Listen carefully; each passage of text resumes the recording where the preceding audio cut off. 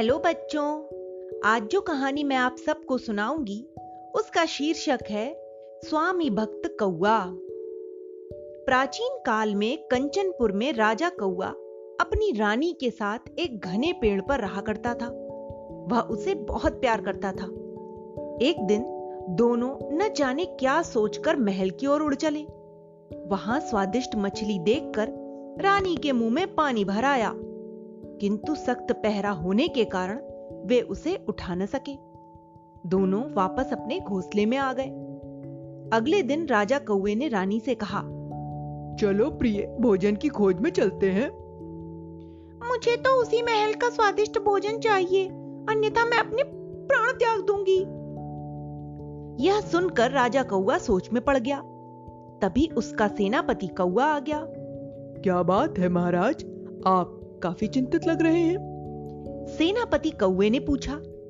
राजा ने उसे अपनी चिंता का कारण बताया। तब सेनापति बोला, महाराज आप चिंता न करें, मैं रानी को मनपसंद भोजन ला कर दूंगा।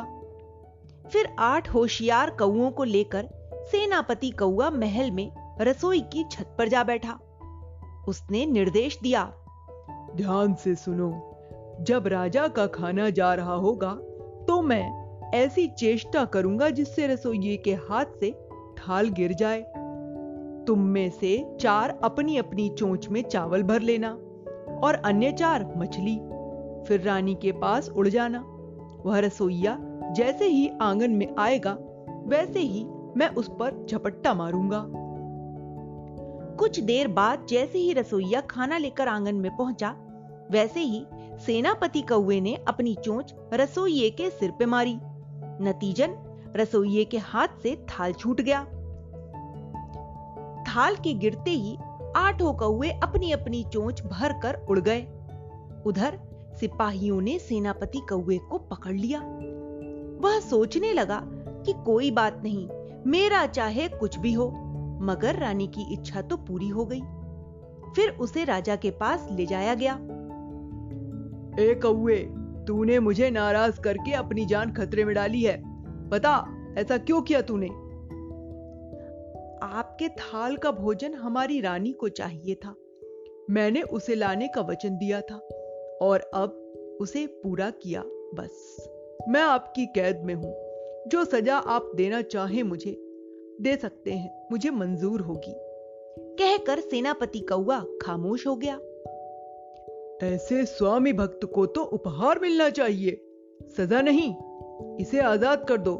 और सुनो, आज से जो भी खाना मेरे लिए बनेगा उसमें से तुम्हारे राजा रानी व तुम्हारे लिए हिस्सा भेजा जाएगा और तुम्हारी प्रजा के लिए भी ढेर सारे चावल रोज पका करेंगे। सेनापति कौवा राजा को प्रणाम करके वापस अपने राजा के पास पहुंच गया। तो बच्चों, इस कहानी से हमें यही सीख मिलती है कि स्वामी भक्ति की कदर सभी जगह होती है। यदि किसी के प्रति निष्ठा रखी है तो उस पर जान तक देने को तैयार रहना चाहिए। सेनापति कौवे ने कुछ ऐसा ही कर दिखाया और इसीलिए वह उस राज्य के राजा की निगाहों में भी बहुत ऊंचा उठ गया। स्वामी भक्ति के अनेक किस्से इतिहास के पन्नों में भी अंकित हैं।